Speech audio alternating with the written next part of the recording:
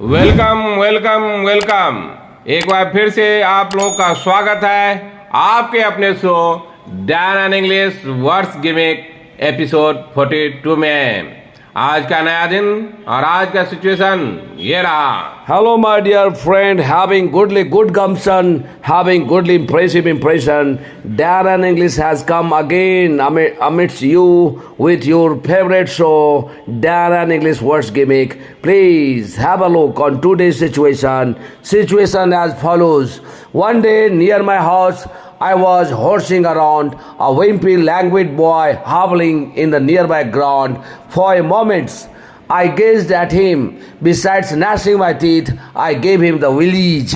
Even after my several attempts, I remained unsuccess to bring grin and chuckle on his face. चलिए आज का ये situation entirely different और इसमें जितना भी वर्ड हम लोग यूज किए हैं, चलिए इसका शुरुआत करते हैं एक्सप्लेनेशन विथ एग्जाम्पल। तो चलिए बिना देरी के हुए चलते हैं आज के पहले वर्ड पे और आज का पहला वर्ड ये रहा। That is horse around. Horse around. This is HORSEAROUND. Horse around. अगर सी उल्टा करके लिखा हुआ रहता है तो समझिए वो है horse around. ये फ्रेजल वर्ब है। इसका मतलब होता है टू प्ले इन नॉइजी वे या अनकेयरफुल वे, बिहेव सिली वे। तो इसका अर्थ हुआ कि जब आप मान लीजिए आप खेलते हैं खूब, जो बहुत जोर जोर से हल्ला करता रहता है, मतलब कैसे भी आप केयरफुल वे में नहीं, आप ये ध्यान नहीं देते कि इसको डिस्टर्बेंस होता है कि नहीं होता है, उस तरह का जब आप बिहेव करते हैं उसी को हम बोलते हैं हॉर्स अराउंड। उसी को बोलते हैं हम हॉर्स अराउंड। और जब ये वर्ब फ्रेजल वर्ब है, इसमें जो वर्ब जो है ये हॉर्स जो है उसको हम चेंज करेंगे, जैसे हॉर्सिंग, हॉर्स, मतलब इसमें आपने V1 V2 V3 V4 V5 जो होगा ये हॉर्स में होगा। जैसे पहला एग्जांपल देखिए, सॉरियन is horsing around the playground. जैसे सॉरियन जो है वो खेल रहा है प्लेग्राउंड में, बहुत जोर जोर से हल्ला करके चिल्ला करके खेलता है, उसको हम बोलेंगे इस ढंग से यूज करेंगे, सॉरियन is horsing around the playground. And second example is Nivika horsed around in the kitchen and broke many glasses. जैसे मैं पहले आपको बताया कि ये जो वर्ब जो है हॉर्स में ही ING या ED। जैसे देखिए पहले एग्जांपल में देखिए हॉर्सिंग में दिया, सेकंड में देखिए हॉर्स दिया, यानी कि ये V2 के रूप में यूज किया। निविका जो है ऐसे केयरलेस वे में खेलती है, वो किचन में ही खेलने लगती है और वो खेलने से आप जानते ही हैं किचन पूरा भरा हुआ रहता है किचन यूटेंसिल से, तो उसमें जो ग्लासेस का जो बर्तन वगैरह जो था, जो ग्लासेस जो ग्लास का होता है वो थोड़ा टूट गया। इसलिए मैं बोला इतना अनकेयर वे में खेली, वो देखती नहीं है क्या हुआ नहीं हुआ, क्या होगा नहीं होगा, बच्चा है अपना मस्त में खेल रही है। उसी को जब हम बोलेंगे इस ढंग से यूज करेंगे horse around. And third example of this phrase, every now and then he keeps horsing around at the workplace. मान लीजिए आप देखेंगे, मैं उसके संदर्भ में दिया, कितना आदमी को देखेंगे जब काम जहाँ पे वो काम करता है, काम का लोड जब बढ़ता है तो उसको क्या होता है, वो बहुत चिल्लाने लगता है, थोड़ा बर्मन करने लगता है, ये क्या वो क्या, ऐसे इस तरह का जो खिन्न भावना जो होता है उसी को हम बोलेंगे हॉर्स अराउंड। इसलिए मैं बोला कि यदा कदा आप देखेंगे वो जब काम जहाँ पे करता है वहाँ पे वो थोड़ा ये ऐसे बोलते रहता है कि मैंने उसको ज़्यादा इंटरेस्ट नहीं होगा या काम के बर्डन से थोड़ा ये हो जाता होगा, इसलिए उस समय में इस सिचुएशन में हम यूज करेंगे हॉर्स अराउंड का। चलिए मेरे दोस्त इसको यूज कीजिए, बहुत ही अच्छा वर्ड है, फ्रेजल वर्ब है। और आज का सेकंड वर्ड ये रहा। That is wimpy. That is wimpy. W पे देखिए जो ऊपर लकीर है, इसका मतलब W पे जोड़ देना होगा, जिसका मतलब हो गया wimpy। क्या पढ़ेंगे? wimpy। This is adjective. इसका मतलब होता है timid and not strong। मान लीजिए कोई डरपोक हो, जो ज्यादा मजबूत ना हो, उसको जब हम बोलेंगे उसी को बोलते हैं विम्पी। ये एडजेक्टिव होता है, ये नेचर शो करता है। जैसे पहला एग्जांपल देखिए, व्हाई आर यू विम्पी, मैं आप क्यों इतना डरे हुए हैं, सहमे हुए हैं, तो इसको यदि हम बोलेंगे तो इस ढंग से यूज करेंगे। और सेकंड वर्ड देखिए, second example, Wimpy man cannot produce good result. जैसे आप जानते हैं जो बोले डर जाता हो, जो उतना मजबूत ना हो, मैं कुछ भी कर सकता हूँ, यदि ऐसा यदि आपका विम और विश विल नहीं है, यदि डिजायर नहीं है, चाहत नहीं, इतना आप मजबूत नहीं है, तो गारंटी है कि आपका रिजल्ट भी, परिणाम भी अच्छा नहीं होगा। इसलिए आपको बहुत ही डर से हटना पड़ेगा। डर कैसे हटता है? जब आपको नॉलेज आता है तो डर खुद ब खुद हट जाता है। And third example of this word, by saying wimpy response, many outlets were closed. मान आप देखेंगे, मान कोई आउटलेट खोला था, मतलब बहुत जगह देखते होंगे जब चेन स्टोरेज खोल देता है, मतलब एक जगह दूसरे जगह तीसरी जगह चौथे जगह की मेरा डिमांड अच्छा रहेगा, मैं बहुत ही अच्छा कर पाऊंगा। लेकिन जब देखा वो मार्केट में, जब वो अपना आउटलेट खोला, लेकिन उसका रिस्पांस उतना अच्छा नहीं था, ढीला ढाला रिस्पांस था, बहुत ही मजबूत, मतलब कोई इंटरेस्ट ज्यादा नहीं दिखाया। इसलिए वो क्या हुआ, जो ढीला ढाला रवैया जो था ग्राहक का, उसके प्रति उदासीन जो था, इसलिए उसको बहुत सारा आउटलेट बंद करना पड़ा। इसको जब हम यूज करेंगे तो उस ढंग से भी आप वीएमपी को यूज कर सकते हैं। तो आज का third word that is language. Language देखिए, एल के ऊपर लकीर है, इसका मतलब एल पे जोर देना होगा, और ए और ई मिलके ए होता है, और एन देखिए नीचे से मुड़ा हुआ, दैट इज अंगा है। तो क्या पढ़ेंगे, लैंग्वेज। लैंग्वेज लैंग्वेज लैंग्वेज ये एडजेक्टिव है, और इसका मतलब होता है स्पीक इंग्लिश एनर्जेटिकली या वीक, कमजोर। मतलब कमजोर तरीके से यदि आप कुछ बोलते हैं या कुछ करते हैं या कुछ बिहेव करते हैं, उसी को हम बोल लेते हैं लैंग्वेज। मतलब इंटरेस्ट कम है, बहुत ज्यादा एनर्जेटिकली आप शो नहीं करते हैं। जैसे एग्जांपल से क्लियर कीजिए। पहला example, if you speak in language voice no one will entertain you.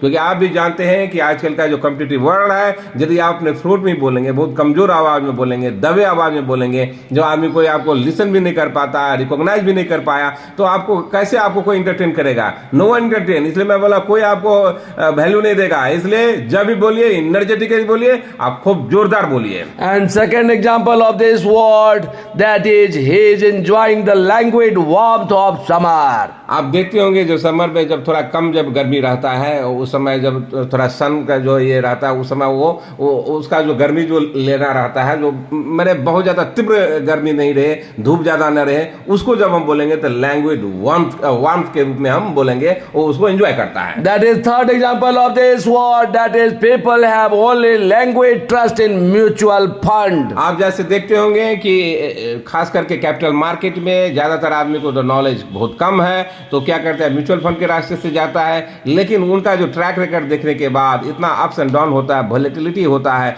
कि आदमी को ट्रस्ट बहुत ही कम हो गया है। इसलिए आदमी म्यूचुअल फंड की तरफ बहुत ही ज्यादा एनर्जेटिकली नहीं देखता है, बहुत ही उत्साहित नहीं रहता है, बहुत कम उत्साह के साथ म्यूचुअल फंड में इन्वेस्ट करता है और उसको टूल्स देखता है। इसलिए मैं बोला people have only language trust in mutual fund. And next word of this so that is hobble.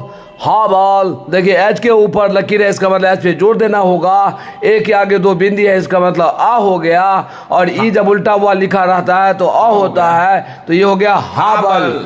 हॉबल ये वर्ब है। इसका ये हुआ कि leg injured so walk awkward. मान लीजिए कोई वो गिरा, कहीं चोट लग गया, उसके पाँव में चोट लग गया, वो लंगड़ा के जो चलने लगता है, किसी तरह से चलता है लड़खड़ाते हुए, उसी को जब हम बोलेंगे तो अच्छे वर्ड से रिप्लेस कीजिए उसको हावल। जैसे पहला एग्जांपल देखिए, by howling he reach to house, माने वो लड़खड़ाते हुए अपने घर तक पहुंचा।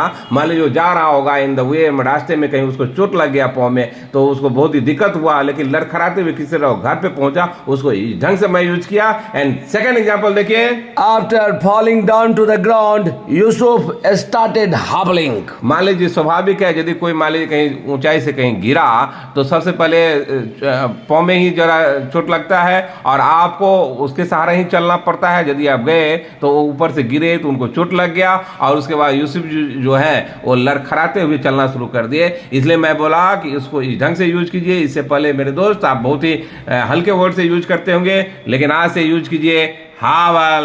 And third example of this word, those who hobble their life, for them life is just a misery. मान लीजिए आप लड़खड़ाते किसी तरह आप जिंदगी काट रहे हैं, उसके लिए जिंदगी तो समझिए बहुत ही दुख से भरा ही रहता है। इसलिए मैं बोला कि एनर्जेटिकली रहिए, लेकिन ये जो एग्जाम्पल बता रहा है कि आप किसी तरह जो जिंदगी काट रहा है, उसके लिए जिंदगी तो बहुत ही दयनीय होता है। इसलिए मैं इस ढंग से यूज किया, आप भी यूज कीजिए। काफी बहुत ही अच्छा वर्ड है और यूजिंग भी बहुत अच्छा है। ऐसे ही आप प्ले कीजिए, play with the word, then that word will yours my dear friend. और आज का फिफ्थ वर्ड ये रहा, that is gaze. Gaze gaze देखिए, ई होता है और जेड होता है। दांत के पीछे, नीचे वाले दांत के पीछे अपना टंग चिपकाइए और घर्षण के साथ, हवा के साथ आवाज निकालिए, तो वो हो गया ज ज। जैसे देखिए ज ज, क्या पढ़ेंगे, gauge gauge. This is a verb, this is a verb. इसका मतलब होता है लोग टुवर्ड्स समवन या something constantly for longer time. मतलब एक टकी टकटकी से देखते हैं किसी किसी के ऊपर, किसी चीज के ऊपर, दैट इज गेज। आप जनरली देखते होंगे, आम जिंदगी में होते रहते हैं, आप कहीं पे जा रहे हैं, टहलते जा रहे हैं, लेकिन किसी तरह आप देखने लगे, मान ली बहुत बड़ी बिल्डिंग है, उसी तरह जब आप देखने लगते तो देखते ही रह जाते टकटकी निगाह से, उसी को हम बोलते हैं गेज। जैसे पहला एग्जांपल देखिए, we spend lines of time in gazing outside through window while travelling. मान लीजिए मैं ट्रेन से जा रहा था तो मैं ज्यादातर समय अपने ट्रैवलिंग का ज्यादातर समय बाहर ही, खिड़की से बाहर ही, बाहर का सीनरी को देखने में ही बिताता हूं और टकटकी निगाहों से उसको देखता हूं, क्योंकि स्वाभाविक है जो ट्रैवल कर रहे हैं, जो एक जगह बीत जाता है फिर दोबारा नहीं आता है, कौन जाने कि फिर मैं इधर आऊं ना आऊं, तो कैसा क्या है एनवायरमेंट नहीं है, वो सीनरी देखने में ही मैं ज्यादा समय बिता देता हूं। इसको मैं इस ढंग से यूज किया। एंड सेकेंड एग्जाम्पल देखिए, Ram starts gazing towards tall building. जैसे देखिए मैं पहले ही बताया, जब जो राम जो है, जो बाहर वो टहलने लगा, बाहर निकला तो बड़े बड़े बिल्डिंग, मान लीजिए गांव से बाहर पहले बार आया हो, जब मेट्रो सिटी में आया हो तो वहां पे बड़े बड़े बिल्डिंग रहती है, उसको देखकर वो टकटकी निगाह से ही देखते रह गया। उसको जब हम बोलेंगे इस ढंग से यूज करेंगे। एंड थर्ड एग्जाम्पल देखिए, she felt gaze of him as she walk on the road. मान लीजिए वह जो मान लीजिए कोई लड़की या औरत जब वो कभी रोड पे निकलती है तो किसी दूसरे पर्टिकुलर पर्सन के लिए बोल रही है, कि वो बोल रही कि जब कभी मैं रोड पे निकलता हूं तो वह मुझे टकटकी निगाह से देखने लगता है। तो उसको जब हम बोलेंगे इस ढंग से यूज कीजिए, बहुत ही स्टैंडर्ड वे में यूज कीजिए। इससे पहले आप बहुत अलग ढंग से यूज करते होंगे, लेकिन मेरे दोस्त इसको इस ढंग से यूज कीजिए। My dear friend, those who came into Danan English with the intention of scratching the surface, even they go back by taking a fellow feeling and English type grace.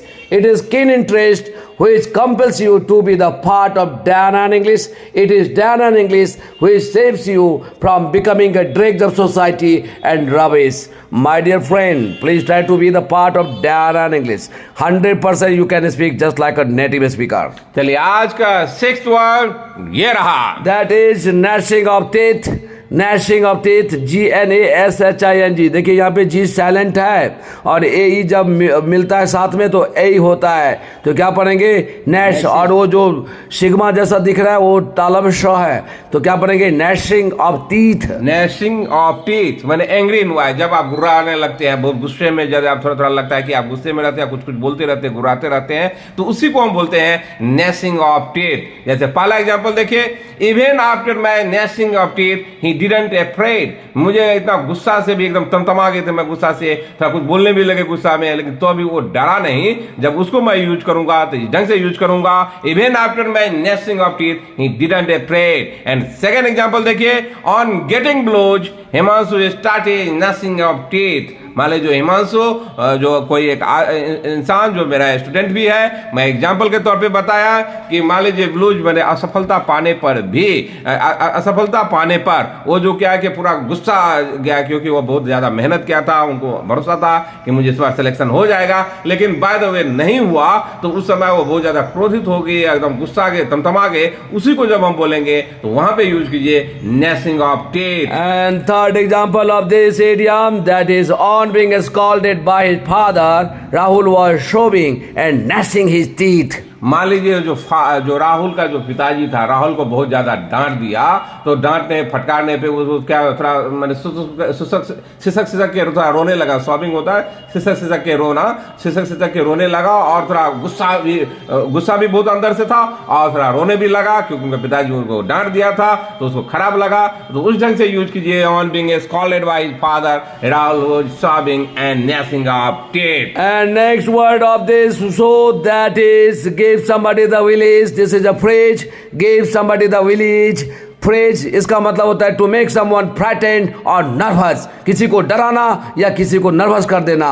तो उसी को बोलेंगे हम गिव समबडी द विलेज। ये phrase है, जैसे example से clear कीजिए, I don't like spider they give the village. मैं स्पाइडर को पसंद नहीं करता हूं क्योंकि उसे मैं डरता हूं, वो मुझे डराता है, उसे मैं डर जाता हूं, इसलिए मैं इसको इस ढंग से यूज किया। मेरे दोस्त आप भी ऐसे यूज कीजिए, फ्रेजल वर्ड से रिप्लेस कीजिए। मैंने कोई आपको जब डराता हो, जब आप डर जाते हो किसी के कहने पर, तो उस समय यूज कीजिए give somebody the village. And second example देखिए, this dilapidated house gives me the village. मान लो कोई खंडहर जैसा घर हो, जर्जर घर हो, वहां वो देख के भी मुझे डर लगता है, तो वही मैं बोला कि this dilapidated house gives me the village. And third example of this word, that is climbing mountain, gives me the village. मान लीजिए ये जो माउंटेन, जो पहाड़ पे जो चढ़ता है, मुझे बहुत डर लगता है उससे, तो यही उसको जब हम बोलेंगे तो बहुत ही अच्छे ढंग से स्टैंडर्ड वे में इसको बोल सकते हैं, climbing mountain gives me the village. इस ढंग से यूज कीजिए,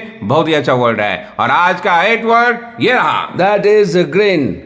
ये आई है, इसका मतलब हर्षी है, इसका मतलब छोटा करके बोलना पड़ेगा, green. This is non countable, इसका मतलब होता है वाइड, अ वाइड स्माइल, मतलब बहुत ज्यादा मुस्कान जो होता है चेहरे पे, बहुत ज्यादा खुशी जाते हैं, जब मुंह खोल के जब आप हंसते हैं, पूरा चारों तरफ पूरा दांत दिखने लगता है, उसी को बोलेंगे वाइड स्माइल, तो उसी को बोलेंगे हम ग्रीन। जब आप बोलेंगे कि बहुत आप खुश दिखते हैं, बहुत ही स्माइली फेस है, तो उस समय आप यूज कीजिए ग्रीन। एग्जांपल से क्लियर कीजिए, after a haters I saw a green on her face. मान लो वो जो थी, जो बहुत ही दुखी से रहती थी, जब कभी देखते थे तो मुझे लगता था उनको कुछ न कोई दिक्कत है, कभी चेहरे पे खुशी नहीं देखा, हंसी नहीं देखा, लेकिन बहुत लंबे अरसे के बाद आज मैं उनको देखा, बहुत ही वाइड स्माइल देखा, यानी बहुत ही ज्यादा खुश थी वो। तो इसको इस ढंग से यूज कीजिए। एंड सेकेंड एग्जाम्पल देखिए, even after multiple efforts we fail to bring a green on his face. मान लीजिए मैं बहुत कोशिश किया क्योंकि वो बहुत दुख में रहती है, बहुत दिक्कत होता है, कभी वो हंसती नहीं है, तो मैं कभी भी कोशिश किया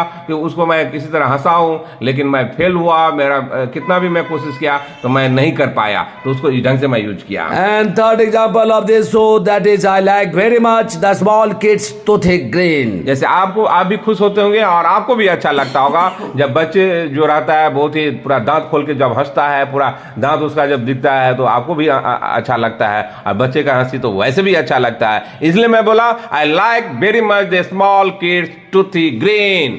From the bottom of our heart, you are being said, avoid living pools apart. Our name, our fame, and our income, these all are secondary. Your fluency, your speed, your writing, and your speaking indeed paramount. These are said by us genuinely. चलिए आज का 9th word ये रहा, That is chuckle. chuckle, T और sigma जब साथ में आता है तो उसको बोलते हैं चौ। और उसके देखिए टी के ऊपर लकीर है, इसका मतलब टी पे जोर देना होगा, और पेट कटा हुआ ए है, दैट इज अ हो गया। और अगर ई उल्टा लिखा हुआ रहता है वो भी अ होता है, तो हो गया चकल। चकल दिस इज अ वर्ब, इसका मतलब होता है टू लाफ, मतलब बहुत ज्यादा हंसी। मैंने उसको भी ग्रीन के संदर्भ में ही आप ले सकते हैं, वो होता है वाइड स्माइल, ये होता है बहुत हंसना, तो इसको बोलेंगे चकल। जैसे पहला एग्जांपल देखिए, while reading a letter she was chuckling. मान लीजिए वो जो पत्र पढ़ रही थी, कुछ ऐसा लिखा होगा, बहुत ही हंस रही थी, हंसते हुए पढ़ रही थी। उस समय जब मैं यूज करूंगा तो इस ढंग से यूज करेंगे चकल का।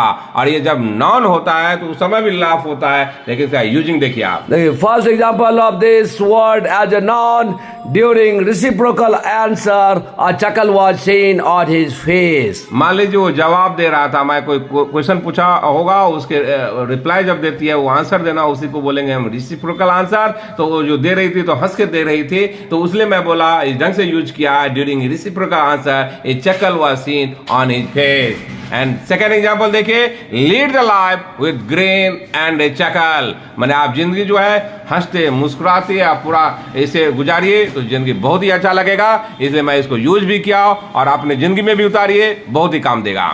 10 times I said, still we are saying, please throw caution to the wind, nothing will be will of the wisp, pay heed on what is said by Dana in English. मुझे आशा है कि मैं जितना भी word इसमें दिया था आप इसको समझ गए होंगे, क्योंकि मैं पूरा परफेक्ट एग्जाम्पल दिया, बहुत ही छोटा एग्जाम्पल दिया और आस पास के एग्जाम्पल दिया जिसे आप कोरिलेट कर पाएंगे। यदि आपको ये शो अच्छा लगता हो तो please like it, subscribe it and share it. और अपने कीथ एंड की नियर डियर को भी बताइए कि ये शो फॉलो करने से बहुत केवल 15-20 मिनट यदि आप समय यहाँ बिताते हैं, बहुत ही स्टैंडर्ड वर्ड हो जाता है और यूजिंग भी पैरामाउंट होता है, ये यूजिंग भी बताया जाता है। चलिए बिना देरी किए एक बार फिर से सिचुएशन पढ़ देता हूँ। One day near my house, I was horsing around, a wimpy, languid boy hobbling in a nearby ground. For a moment, I gazed at him. Besides gnashing my teeth, I gave him the village. Even after my several attempts, I remained unsuccess to bring grin and chuckle on his face. चलिए तब तक आप इस पे work कीजिए, तब तक के लिए बाय बाय।